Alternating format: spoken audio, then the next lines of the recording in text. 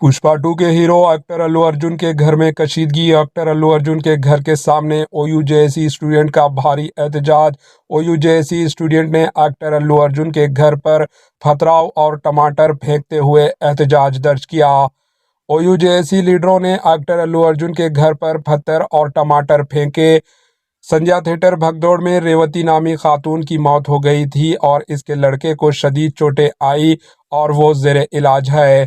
रेवती के खानदान को ओयू जेएसी स्टूडेंट ने मुआवजे का ऐलान करते हुए मुतालिबा किया। ओयू जेएसी के स्टूडेंट ने एक्टर अल्लू अर्जुन के घर के अहाते में फूलों के कमलों को तोड़फोड़ की और नारेबाजी की। Actor Allu Arjun don don के नारे बुलंद किए। पुलिस ने मुश्तआल अफराद को गिरफ्तार करके पुलिस के हवाले कर दिया। एक्टर अल्लू अर्जुन के घर पर पुलिस की भारी तफरी तैनात कर दी गई।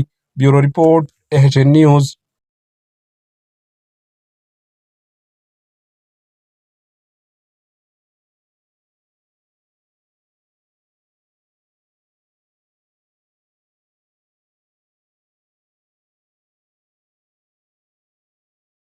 हमारे एचएन न्यूज़ को सब्सक्राइब करिए ताकि आपको नोटिफिकेशंस आते रहे वक्त पर।